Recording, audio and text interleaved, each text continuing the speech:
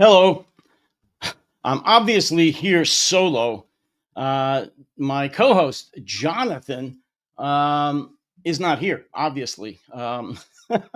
He likes to do this to me when we have these live streams on every Wednesday. Somehow, there's a technical glitch, and he leaves me out here to go solo, which is perfectly fine because I usually go solo anyway.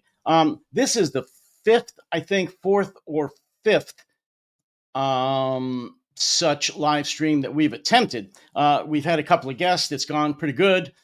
We've done a couple just us. And as I said, Jonathan has left me out here to do solo for a while. Today, as far as I'm concerned, the theme that I wanted to talk about, and I know a lot of you are from the UK, from other countries, not from the United States, but yesterday, at least in the States, was our Veterans Day. Kind of a special holiday, I think. It's a very solemn holiday. I myself am a veteran, specifically of the war in Iraq, among other deployments. And so it's a pretty special day when Americans, really of all demographics, congratulate and thank our veterans for their sacrifices that they've given to this country, going back as far as the country has existed. In fact, there was a couple of articles that I've been reading recently about how there's very few left of our World War II veterans. That's not unique to America. It's the same anywhere.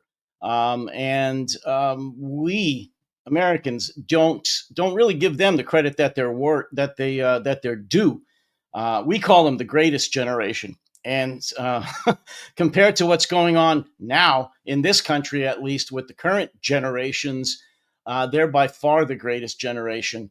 Because right now we have, I think, some of the worst generations, whether we're talking about Generation Z or millennials or whatever, the folks that are glued to their phones, that don't know what time it is, and certainly don't know what giving service to their country is all about. Kind of following in the footsteps of our president, Donald Trump, who thinks that everything is transactional. You need to make something. You got to get some money out of anything that you do. And in his own words, people that have joined the United States military and that have actually been wounded or died in service to our country are chumps, or goofs, or fools. He wanted to know what people get out of it. He doesn't understand why anyone would want to join the military. I don't think Jonathan Fink feels that way. And ladies and gentlemen, He's here, Jonathan Fink to the worldwide stage. He finally did make it, and late for his own party. what's going on, Jonathan? I was just telling the folks here about, from my perspective, that this is the day after. I call it the post Veterans Day for the United States. Yesterday was our Veterans Day. And I was just talking a little bit about how this country doesn't really give our veterans enough credit, and that comes from the top on down to old Bone Spurs himself, Donald Trump. For those that don't know, General Bone Spurs, yeah. yeah, he was given a deferment during the Vietnam War for bone spurs, after his family paid off the family doctor handsomely to write him a deferment. He thinks that Americans that join the military, especially those who get wounded or killed defending our nation, are chumps, are Suckers, fools. didn't he? What did he call them? He called them Suckers. suckers, yeah. He's Or called them losers. suckers and chumps. Yeah, depending on Suckers what. and losers, yeah. Yeah, losers is another Yeah. one. Coming from the loser in chief. So actually, on the thumbnail for this, Jonathan, I know you saw that. I posted in the background a picture of the American military cemetery in Normandy, France, where many, if not most, of the Americans who were killed on D-Day, June 6th, 1944, are buried. And I asked the question, was it worth it? Meaning, what's going on right now with MAGA and the Trump administration doing what they're doing with the American military? And I want to talk about that during this live stream. was it worth it for all these people to give their lives, not just in World War II, but in any conflict? All the suckers and losers. I think that's an interesting one because we also had, because it's just been Armistice Day, 11th of November, and a very elderly gentleman, already in his hundreds of years, a veteran of the Second World War, was interviewed by the BBC, and much to the sort of shock and horror of the journalists, he just came out and said, "Do you know what? I lost all my friends, and it wasn't worth it. It wasn't worth it for the country I live in now. But I would absolutely take exception to that, because the idea that the Second World War was a one-off price to be paid for democracy, and that once you've paid that price, you're good and you're done, and you no longer have to survive and struggle to keep it going. That's the problem we find ourselves in, is the assumption that normal times will go on forever, freedom is free, and you don't have to go through that pain every generation. You hope you don't, but Ukrainians will tell you, they'll tell you that they're now fighting their war of independence.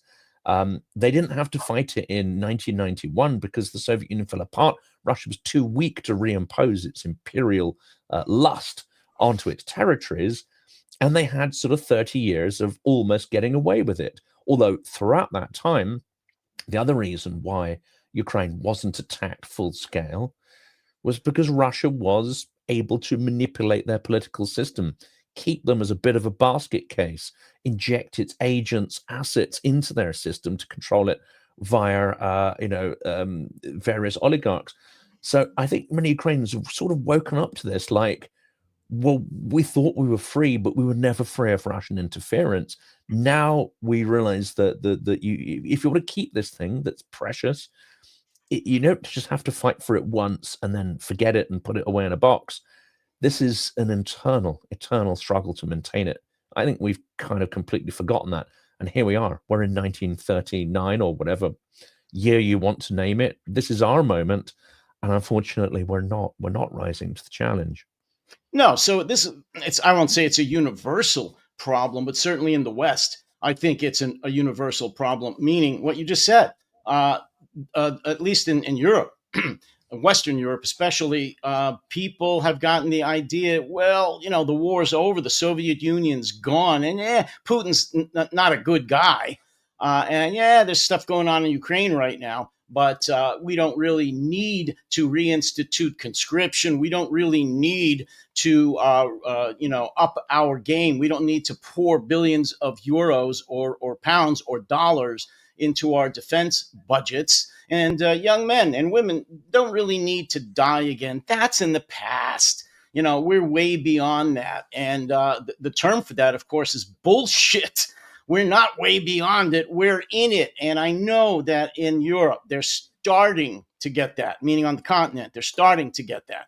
Not fast enough, in my opinion, at all. But let me just, if I could, just jump back for a moment again, talking about our post Veterans Day here in America, and the reason I actually wanted to have that theme or that topic today, just in the last couple of days, Donald Trump gave pardons to I think it was 77. It was 70 or 80 of the actual leaders who organized our attempted coup, the insurrection on January 6th, 2021. He had already pardoned about 1,500 of the foot soldiers, the violent people who actually stormed inside the Capitol building. But these were the attorneys.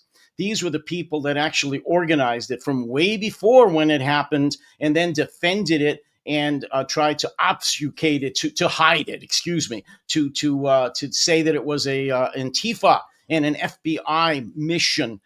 He just pardoned these lawyers, including Rudy Giuliani, Cheeseborough. I forget their names, but they're all the leading assholes.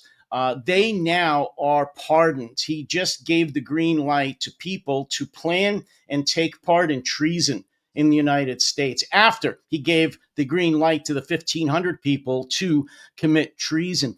Jonathan, do you have any idea? Well, you probably do, what this is going to do, how this is going to invigorate and light a fire under the militias, especially in this country, the right winged armed militias, knowing that they can literally try to overthrow the United States government, try to shut down an election and kill people.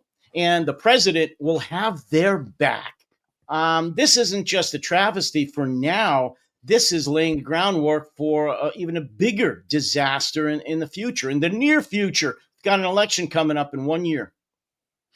This is it. And I think what you're also seeing, isn't it, is the normalization of not armed militias, but it's doing that as well. You've got the normalization of ICE, of people in military uniform dragging people from cars. These are scenes that we saw in Belarus. These are scenes that we saw we haven't, well, we saw it on a smaller scale in Moscow because they haven't had the sort of same level of protests. But we see it in authoritarian regimes. Belarus and Georgia are the two that come to mind. And of course, there are people who are going to normalize say, well, we're not like those countries, and it's not the same. But I think if you look at the physical process that's taking place, the optics of how people are treated, the fact that you have unidentified, militarized police that do not show their badges, do not have to take their masks off, do not identify themselves in unmarked cars, unleashing violence. It almost doesn't matter in what it's in aid of, or the sort of justification that's used that maybe defers to some policy or process. It's the physical act of absolute impunity, a no due process, and illegality on a huge scale that goes unchallenged. That unfortunately seems to be preparing the ground for whatever follows. I'm not sure the Trump regime knows what follows. They're trying to incite some kind of civic conflict, but they don't know when that moment, that spark is going to happen. This is, I think, one of the challenges of history. We look back at the German regime as if everything was preordained, but actually there was an awful lot of serendipity. Hitler got lucky many, many, many times. He didn't meet the resistance internally or externally from Britain and France that he was expecting. And then things like the Reichstag fire, which we long assumed was a provocation by the Nazis. Current historical thought is that actually it wasn't, but it plays perfectly into an authoritarian playbook. So Trump doesn't know exactly when the moment's going to come. Freudian slip. But he's creating the environment so that when that moment happens, he's able to leverage it. Well, you're absolutely right. I agree with you, especially what you were saying about 1930s Germany. But, one of the many things that scares me and that I think is far worse than what happened in 30s Germany is that there is a plan here, a plan that Hitler didn't have, and a plan that Trump would never put together on his own because he's not literate enough, he's not smart enough. But as you know, Project 2025. This was many years in the making. For those that may not know it, who are watching this, Project 2025 was a 900 plus page manifesto, or actually a guidebook to the Republican Party should they win the last election. And they did. It is literally a step-by-step guide on how to destroy a democracy, how to institute an authoritarian Christian nationalist, specifically Christian nationalist form of government here in the United States. So in one aspect, I would have to, well, not disagree, but just add that there actually is a plan here, not from Trump, but from Project 2025, and they are following it. For those of you that may have read it or at least thumbed through it, they are following it, and it's a disaster for us. It's going very, very well for them, and not for us. And it's happening at lightning speed. I mean, this is the extraordinary thing that I think has taken, and we've discussed this before. Not only is it happening at lightning speed internally, but it took Putin a good sort of two decades before he really started to try to export. I mean, not quite 2 decades, 1.5 decades before he really tried to export, his values and flavor authoritarianism globally. Let's say going global with it. Stalin, it took him a good decade to consolidate his regime before he felt able to really, start projecting that out. And that culminated, of course, in the conquest and occupation of Central Europe. Central Eastern Europe. People will call it liberation, but no, it was a form of reconquest from the Nazis. Trump is doing this at record speed. We are now seeing, and I'm not here to justify the BBC and its serial failings in some of its sort of news programs and editorial problems, but they are coming after institutions. They're coming after anything that offers a ability to resist, an ability to unite people, or create some commonality, or instill, an institution in values or resilience. They're coming after it, and now they're coming after us. So I see this as a process that will be exported aggressively, just as it's also rolling out internally. But again, few people, well, I mean, people in this country are sort of waking up to that this week, but maybe not seeing the full implications of it. Well, for those again that are watching, I want to ask because I really do want to bring in the folks that are watching this. I want their opinions. Do you think, and this is a direct appeal to those watching this live stream, that I, or maybe both of us, me and Jonathan, are being too hyperbolic, too sensational? Or are we, just talking about a 5 alarm fire that's not happening? I'll have to say, do we have Trump derangement syndrome? I would like to know because on my channel, I get it all the time that I'm being, exaggerating, that I'm being too hyperbolic, that I'm saying things that aren't true, blah blah blah. Lefty, communist, Democrat, and all that. I'd like to know what the people think. Do you think that what we're talking about now is exaggerated? That there is not an incredibly serious problem in the United States, that we don't have a direct attack on our democracy, that with the military deployed on our streets, with the federal law enforcement agencies deployed on our street, masked and taking people off the street, with usually without probable cause or due process, and putting them in detention centers. Are we exaggerating this? Is this okay as far as you're concerned? Is that what you think the United States is all about? Is that why you looked up to us, if you ever did? Are we still the shining city on the hill? I mean, what do you think? I mean, I know what I think. You can listen to me anytime on my channel or read my articles.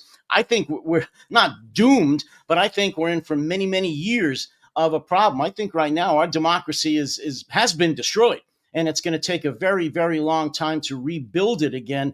And Jonathan, I don't have the answer as to how far down we're going to go, whether or not there is even a way to salvage a constitutional republic. We're in grave danger, and I'd like to know if the viewers disagree with this or if they agree. I think, using the analogy of the East Wing of the White House, I think he's going to want to take it down to the foundations. He wants to reduce every institution that previously, summed up all those values you talked about.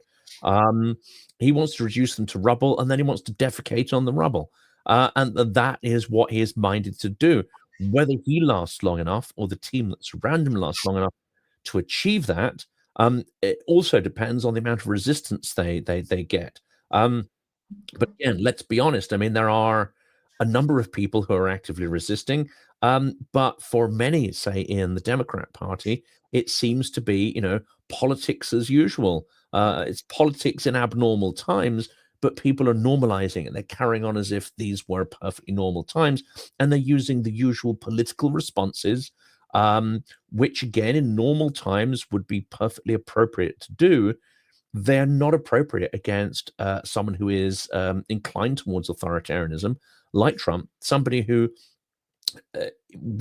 he shares this with Putin. I mean, I'm not saying their ideologies are the same or their outcomes are the same. I think they value different things.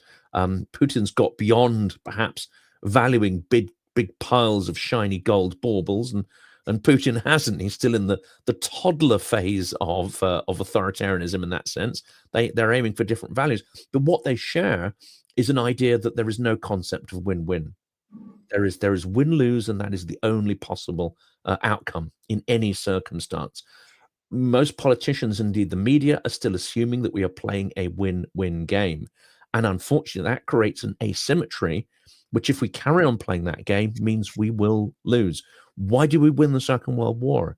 It's because we came to the realization, and the US president especially, that the only possible outcome here, against Nazi Germany at least, is a win-lose scenario. There is no other conceivable outcome. I'm reading some of the comments, and I want to make sure that the folks, at least on your channel, get to see this live. There's no folks seeing on my channel because Well, something got broken. I Something's understand it, broken. Yeah. which is why I'd like to divert them to my channel, because it is coming through there. If they go to Yes. YouTube at No Delusion Zone, just go to at No Delusion Zone at YouTube. You will see what we're talking about now. You will get the live stream. I just checked, and it is definitely running there. I'm not that great at a technical aspect, but I finally got it going. It's also on my website, Jonathan. I'll let you know, protectingtherepublic.com. I can't listen to that now. Why? There's that delay, and it's crazy. So I can only watch it here. But folks can see this live stream at No Delusion Zone on YouTube. And listen. And if you're watching it on Silicon Curtain, it means you're watching it later in the non-line version, and that's when I've uploaded it. I think it's because it's chosen a format where it's in landscape and portrait, which is a different option, and something's kind of broken in the process. StreamYard is offering these new formats where they're putting it in well, like you just said, and it's in a beta right now, and I don't think it's working as good as it's not. I'm not sure what it's supposed to be doing, but it's certainly broken. I mean, it's listed in my channel as being queued up to go live, but obviously it hasn't. Doesn't matter. People will get to see it, and that's absolutely fine. No, I think this White House. I mean, we talked about the devastation of the East Wing. A lot of people are focusing on the ballroom that's going to replace it. The fact that it is tacky and garish and lacking in class and whatever. I think they're kind of missing some of the point. It was the demolition of the East Wing wasn't just here's a pile of bricks, and that's a route towards getting, my shiny gold monumental bauble built. There's something a lot more insidious going on here, which is that I think the East Wing didn't have zero value for him. He understood perfectly well that it had value for others, and the demolition of it was further testing of limits, testing of impunity. It was a way of defecating on the American people, quite literally. As someone I interviewed earlier, Marcy Shore, said, this is performative sadism. This isn't just, oh, look what he's done because he's tasteless. He is challenging our willingness to fight for values and institutions. And once again, the signal he's got is that there is nothing and nobody to resist him.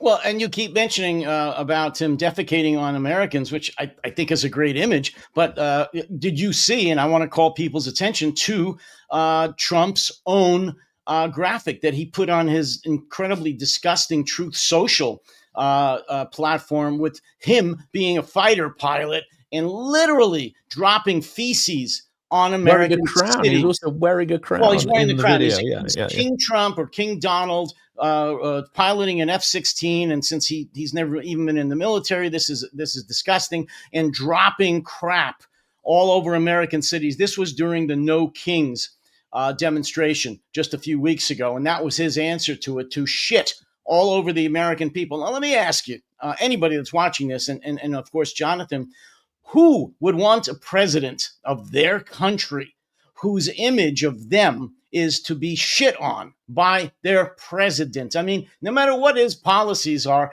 why would you support a loathsome individual like that? I don't get it. It is quite extraordinary. And of course, I think you have to you can't look at sort of, let's say, rational, realistic politics or political theory to explain it. You have to look beyond that at the function of, let's say, the Russian hierarchical system, which is very much based on humiliation, dependency. That's the system you build if you want to truly, to be in control in that way. And I think what we're seeing there is an attempt to ape or reproduce a system which is absolutely not native to American values. It's got nothing to do with any of the evolution of America's political system. It's not really got much to do with it seems to me, the American way of life, which is naturally to look forward to the future, which is naturally to look and think in terms of abundance. And when you have someone who's rich and you're poor, the impulse isn't to steal all their stuff or bring them down to your level so you can both sort of live in the dirt, the gutter. No, the American ideal is that one day you will have that status and wealth that the other guy has. That's not the way the Russian system works. It's one built on envy, theft, manipulation, control, and frankly humiliation and sadism. But there's a lot of these features that are being imported into Trump's hierarchy. What he also seems to be using, and this is one of the ways the Russian system functions, is that it uses cult manipulation. The Tsar is not just a human; he's a demigod. Not literally, but figuratively a demigod. And I think he's beyond reproach, beyond criticism, but also must be obeyed.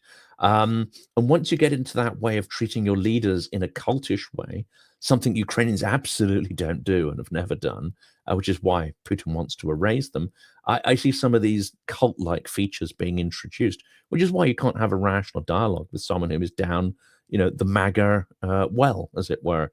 There's very little point of engagement with many. I won't say all because I have engaged constructively with quite a few MAGA people. I'll be honest.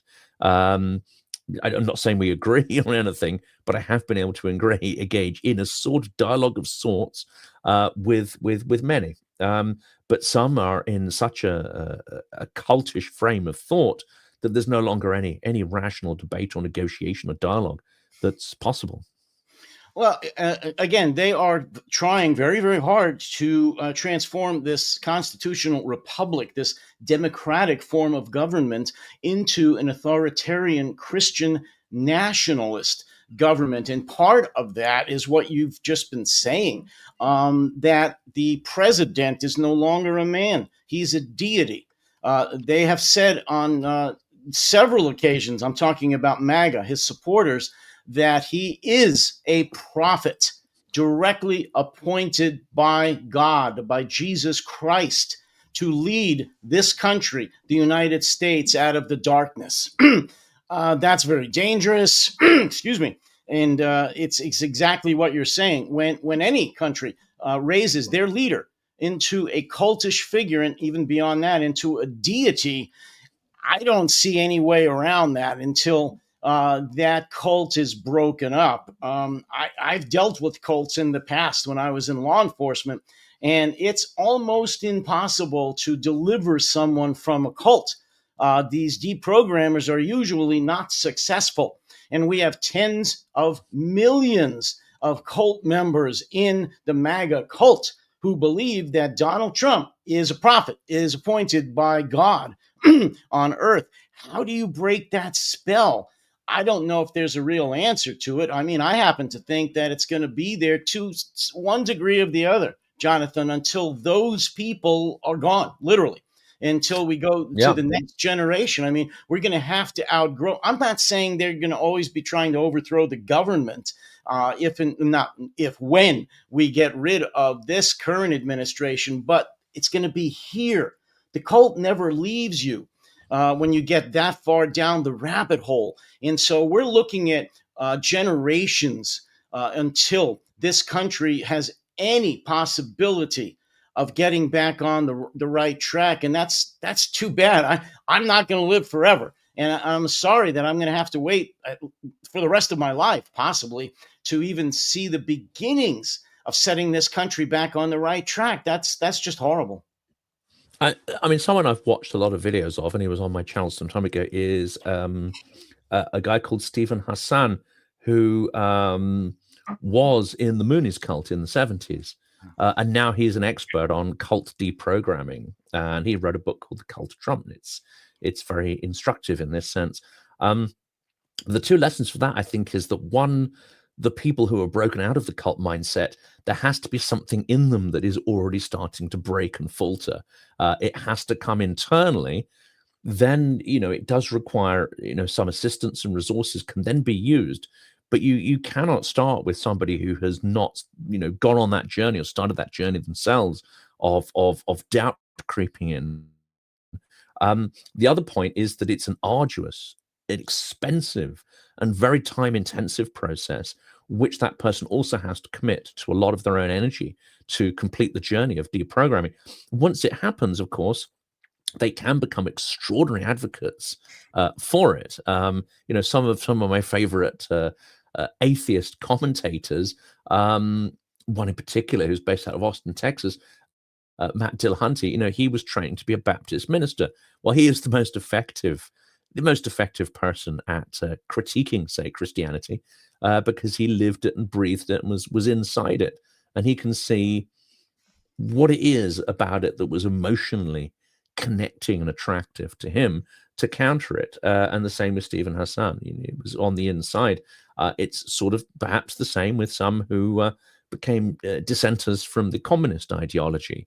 Often they were within the KGB, or most of them actually were in the KGB, as opposed to the communist party hierarchy. But that's how do you do that on a scale of tens of millions of people? It seems that actually it's there's no real possibility. I mean, the deity, the cult leader has to die. But even then, even when he's passed, and I'm not advocating for that to happen in a non-natural fashion, let's be clear. I don't think political violence is the cure to anything here. Justice and legal due process is the cure to the scale of illegality. But eventually, everyone's mortal. But even then, it's not necessarily the case that the spell of the cult is broken. No, look, again, I'll say it. We have tens of millions of cult members here. It was 85, I'm not sure, 80 some million Americans that voted for Donald Trump this time, after all he had done in his first term, after his attempts to overthrow the government, after all his anger, all his threats, all his calling for Americans, for his supporters to unleash violence on people who disagreed with them, on judges, on Democrats, on their families, on the media. After all he has said and done, 80 some million Americans voted for him the third time around, and he got elected. Obviously, these people like what they saw and heard. I've written about this. I called them good Germans. I wrote an article specifically about that. How they like what they saw. Why? Because he mirrored what was actually inside of them. Things that I never thought so many Americans had inside of them. The cruelty, the need for violence, the need to be cruel, the need to have an authoritarian figure, a very strong man, a dictator in charge of this country. I had no idea that so many Americans had these latent desires, but they do. Tens of millions of them. And as you just said, I'll just say it, there's not enough cult deprogrammers on earth to deal with 85 or 80 some million cult members. This is just not going to happen. Just not going to happen. So that's why I'm saying we're looking at generational change. We have to wait at least one generation before we even start to begin to see change. Look, Trump's not going to live forever. I don't want any violence either, but I hope he's not around on the political landscape much longer. But when he goes, he's going to be replaced by somebody perhaps worse, by a J.D. Vance, by a Stephen Miller, by a Kash Patel, or someone we don't even know yet in the MAGA mold. And it's going to continue on and on. They have gotten their claws so deep into the American government. They have destroyed the fabric of what held the government together. They've destroyed the checks and balances in the government. They own the courts all the way to the Supreme Court. They own the biggest law firms. They pretty much own the media now in this country. Law enforcement. It's a scary time. And there's no, I don't really see any off ramp, Jonathan. I mean, I'm not trying to sound hyperbolic or gloom and doom, but I'm looking at reality.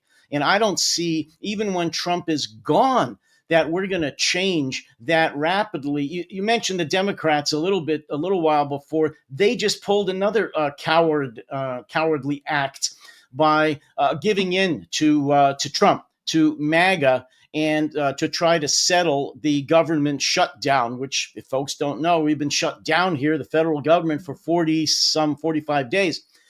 They gave up on their primary goal, which is why the government shut down. They gave up on having to force the Trump administration to ensure that over 20 or 25 million Americans continue to have health insurance. It's called Obamacare. It's an affordable insurance. Well, they gave up. Even though most Americans blame the Republicans for the government shutdown, the Democrats caved. Why? They're cowards. I don't know. They have no leadership. So these Americans are going to lose their health care.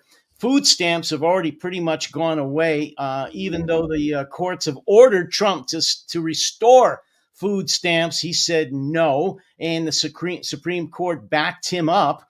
So we've got 42 million people starving, and we've got 20 some million that are going to lose their health care. And the Democrats gave up the fight to try to save that. So, no, we can't count on the Democrats right now, Jonathan. We have a one party system in this country, and that is what's known as a dictatorship. And the worrying thing, it seems to me, is that because we now live in a very much a sort of, some call it post-globalization, but we are living in a very sort of global world. I mean, you could argue that we were pretty globalized in the 30s, but that didn't stop us descending into, what happened there. But what you have is a series of technologies that are used here as much as they are in the US, the social media platforms, etc. Not the same ones, but the platforms are the same. And what you've actually got here is the first signs of Trumpism being exported, authoritarian alignment with people who are, let's say, for their own self-interest or for ideological reasons, quite happy to jump on that bandwagon. Yeah, I'm not going to defend the quality of the BBC output on certain topics, but what you've got is an institution, one of the bulwarks in this country against authoritarianism, is a national broadcaster. In societies that adopt a sort of, a total resilience model like Finland, then national broadcasters play a very important role in that. You're now seeing the MAGA assault on the BBC, which aligns with, I would say, certain fringe and extremist interests here. Quite a few, right wingers who are still within the envelope of traditional politics have always detested the BBC, but it especially is useful to the aspiring authoritarians and populists, such as Farage, for instance.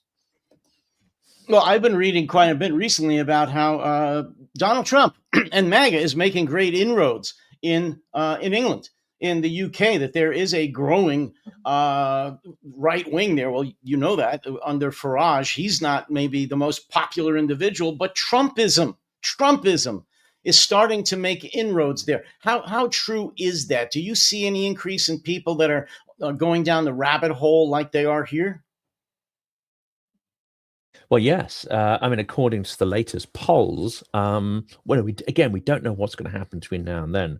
There could be some extraordinary scandals that bring Farage down.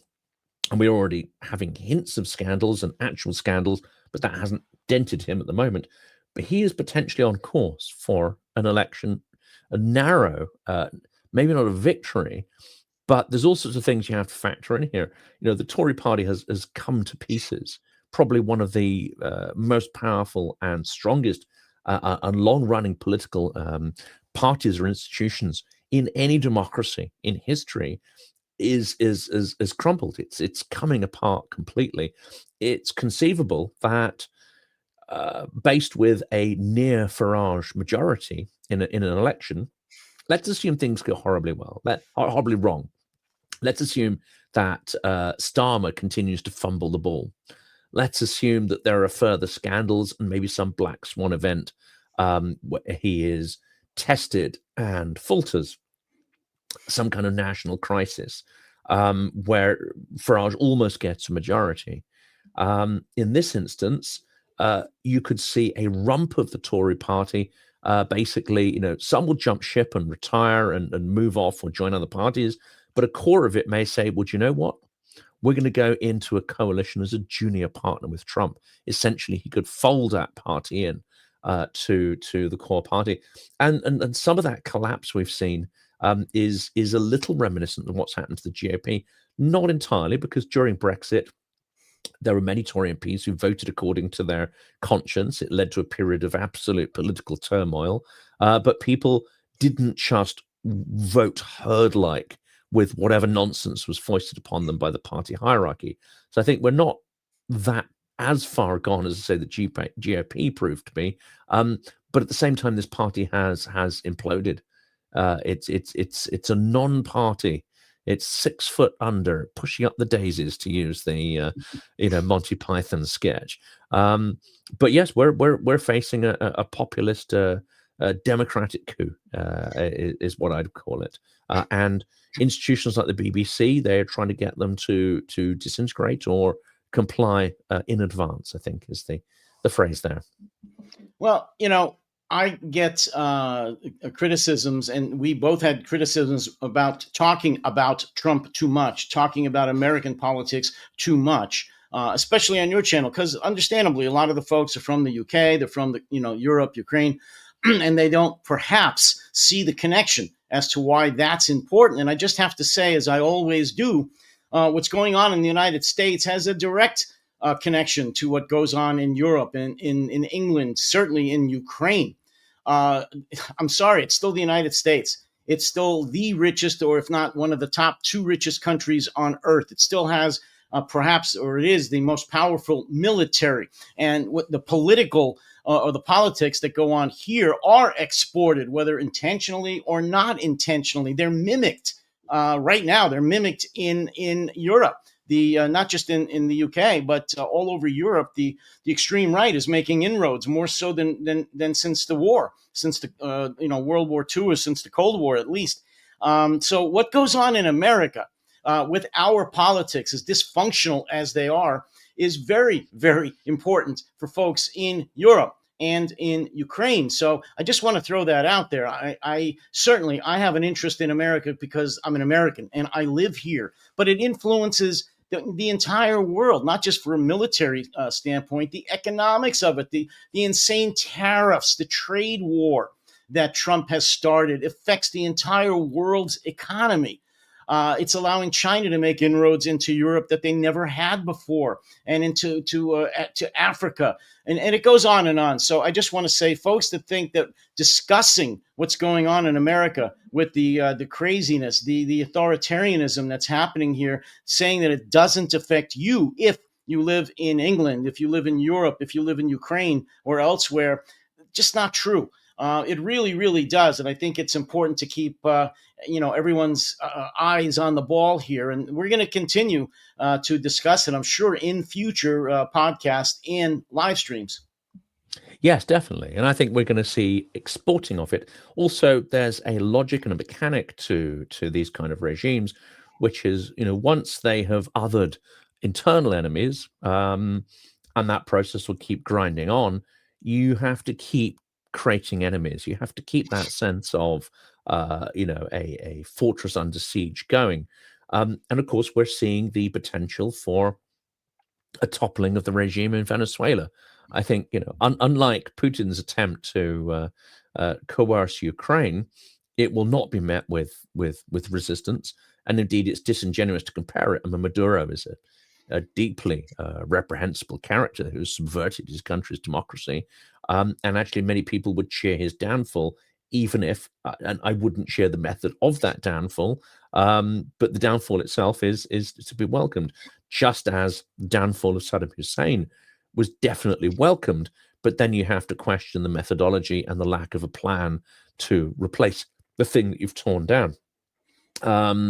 But you could certainly see that sort of happening. But again, there's a mechanic there, which is you cannot stop, because once you depend on these highs, these moments of supposed triumph, you got to keep them coming. Every 6 to 8 months, to keep injecting, that energy into your regime, and it's where that leads. Who knows? I mean, Greenland, of course, is one of those potential stepping stones. But that then becomes, I think, rather significant for this new global disorder, because that creates a pattern of imperial behavior, coercion, and an absolute rupturing of NATO. And I know many of us are focusing on, well, what's Russia going to do to fulfill its extended aim of the destruction of the EU and NATO?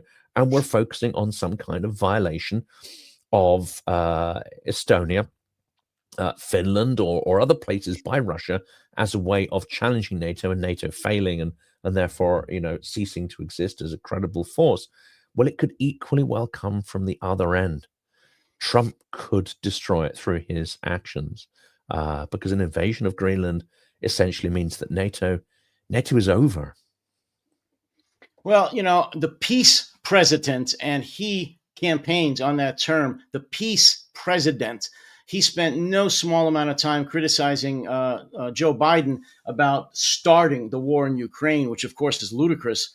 And he said that he will never start a war, that no wars will start under him. Of course, that's nonsense. You just mentioned Venezuela. He has threatened military action, or at least overwhelming force to take over countries, not just Venezuela. He's now threatened in South America, Panama.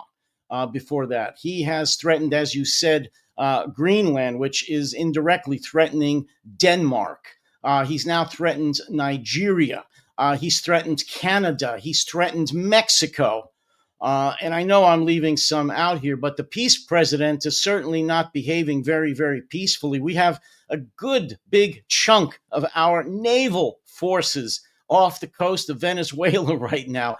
And, it's the methodology. And I have to say this at this point. I am all for enforcing our immigration laws, for example, and not allowing millions or any illegals into this country. But there's ways to do it, not the way Trump is doing it with the masked secret police force.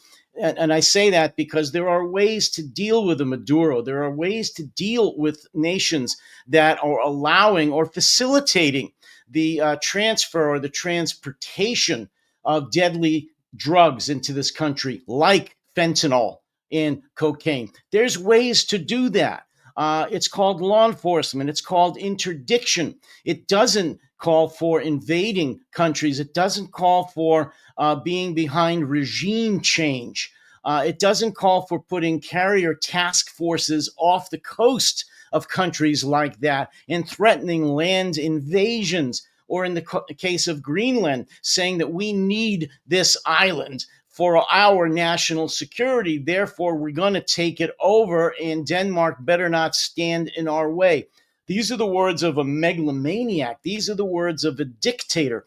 And I don't know how anyone on either side of the Atlantic could support a president like that of the United States dealing with his allies like that, and then patting somebody like Putin on the back, shaking his hand, gushing all over him. The same thing with Xi in China. It's just disgusting how he keeps the support of his MAGA people here. I don't know. I do understand leaders of our NATO allies not walking up and punching him in the face. I would, but that's why I'm not a politician. But they can't do that. That's why you'll never be allowed near him, David. Well, I hope not. I understand he smells pretty bad, but yes, I get your point. But they are coming around. They are coming around. Off the record, they are acknowledging that he's a lunatic. He's unhinged. He's mentally unstable, and worse, he's not to be trusted. I think your country right now just put out something, or it was leaked, that they're not going to be sharing all the intelligence with America that they have under the Five Eyes Agreement, which are the English-speaking countries that share more intelligence than they do with other allies. Well, apparently America is going to be cut out of that in terms of the UK. That's incredible. It's disgusting, but you know what? I don't blame them. I think we America should be cut out of all such intelligence sharing. We should become a pariah. I hate to say that. It pains me. It pains me a lot. But what Trump is doing to our allies, to our friends, is just horrible. And it deserves a very, very strong response. No more kissing his ass and genuflecting behind him. Call him for what he is, a dictator and somebody who betrays their trust. And when someone has got the plague and there's no known cure, yeah, you want to keep your distance. I think this is the scenario. Something I wanted to tackle as well, because whereas and that people are going to find this contentious as well. I need to phrase this sort of carefully, but every religion, well, most religions, especially the Abrahamic ones, will have fringes who adopt violent coercive measures, but the majority won't necessarily be like that, and that applies to Christianity as much as it applies to Islam and the rest of it. The trouble is, it seems to me that the core reasonable or semi-reasonable people in any kind of ideology, if they do not challenge the extremes of their own system, in some way are enabling it. And many people say, well, oh, that's completely unfair. But unfortunately, I'm afraid that there is an element here. I'm not saying that their belief system is wrong. I'm saying that if they do not challenge the extremes which emerge from that belief system, then they are not taking their responsibilities seriously. And there are many people who actually do challenge that, whether that be in Islam and Christianity. And here we have, MAGA.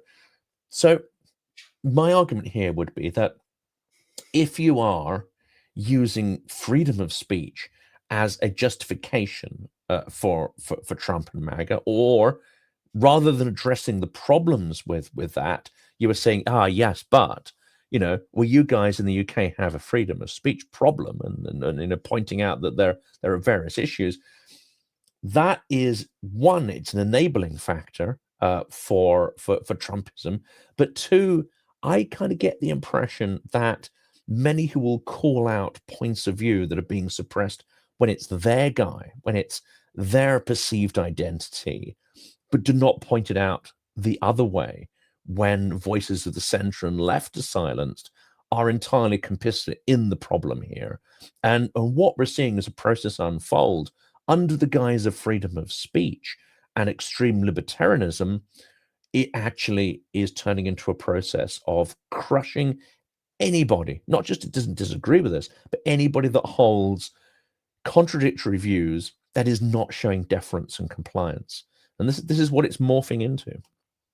Well, yeah, I mean, what we're seeing here in the states is exactly what you're talking about, and specifically with the evangelical Christians. They are some of the most devout Christians. They're an Orthodox, Christian faith, and they've always been about kindness and compassion for other people, but yet they've not totally, but for the most part, thrown their weight, their political will, which is not insignificant here, behind Trump, behind MAGA. And they have turned their back on all the foul, evil, and illegal actions that Trump has taken and the things that he has said. And in fact, just ignored the fact that he is as unchristian as a rock. They don't care because, as you just said, he's their guy. Why with them specifically? Because he championed.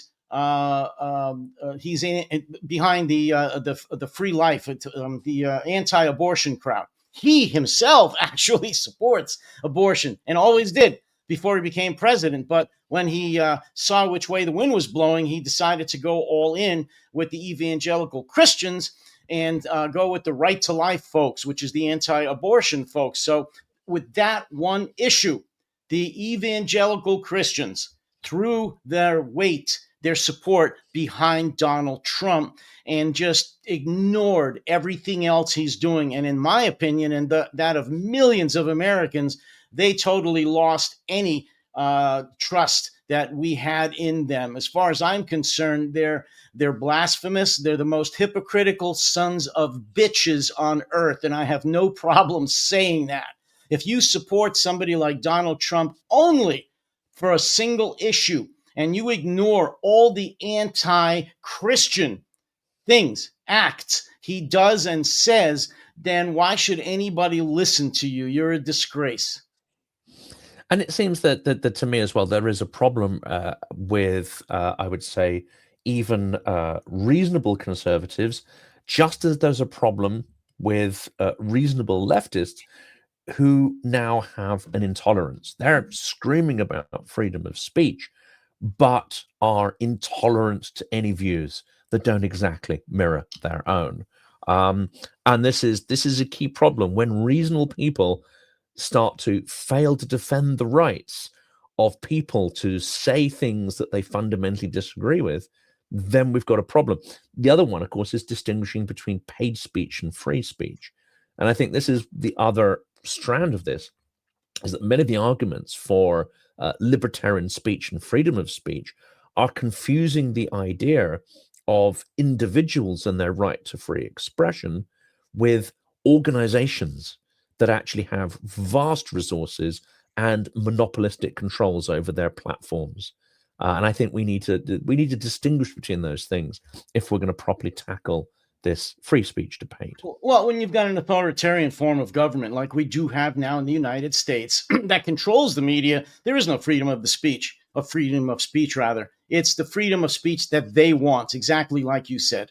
If they don't agree with what you're saying, you're not free to say that. In fact, as you know, they've come after people who have just disagreed with them. They haven't said anything threatening. They just disagree. They were critical of MAGA, of the Republicans, of Donald Trump. And the Republicans have literally gone after them with law enforcement and in some cases arrested them or indicted them. And if they were a media platform, tried to cancel their license, to take them off the air, or sued them, or if they have federal funding, to withdraw that funding just for being critical of the government.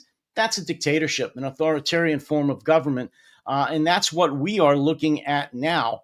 And so, right now, I'm going to say we have freedom of speech, but to a very limited degree. And to be honest with you, you take your chances if you are critical of the government today here in the United States. If you get to be too well known, they will come after you. When I say they, the power of the state, all the way from the federal Department of Justice down to the local law enforcement and district attorney, the prosecutor's offices under this regime. That's where we're at today. Never thought I'd see it in my lifetime, but I'm seeing it right now. And to be honest, it's getting worse. Our election next year is critical. If we don't have an election, which is entirely possible and should be the subject of another live stream or a podcast, if we don't have an election next year, or if the Republicans win, MAGA wins the next year election, 2026, we are done, Jonathan. We're done. There will not be any more elections. This will be a full-blown authoritarian Christian nationalist government. And I'm going to have to end it on that because I think we're pretty much out of time. But please, the last word is yours. Well, we're going to track these slide. I think we're also going to try and draw the historical parallels, because I think it's very easy for people, especially in those that are, let's say, territories of empires and former empires. And in that, I would say, the American imperialism is very different to British imperialism, but still you have a sense of uniqueness and entitlement, as all former empires do. Unfortunately, it goes with the territory, and that means for many Americans that they are perturbed by what's happening, but they don't see the historical processes apply to them. We could never have a dictatorship. That could never happen here. So we're going to try to talk about the historical parallels. We're going to try to get guests on the channel who help join the dots, experts in periods of history and authoritarian slides and authoritarian regimes, to help us understand, where the overlaps are, where the similarities are, and also to provide some hope, because dictatorships don't last forever. Dictators don't last forever. They may morph from one authoritarian to another and fail to break that cycle. But there's plenty of examples of states that have thrown off and outgrown authoritarian modes of government. Spain, Ukraine, Central and Eastern Europe. There are many examples from history and examples of tools and techniques and tactics and cultures that are used to help extricate yourself and then fortify a society against a return to the malady of authoritarianism. That's it for today, but we will keep digging into these topics. And fix the technical glitches. And we'll fix the technical glitches for all those who are seeing this non-live and missing out on the rich comments that we normally have. Yes, normal service will be resumed when we figure out how to incorporate these new features. Until then, please remember, blame SteamYard or StreamYard. It's not us.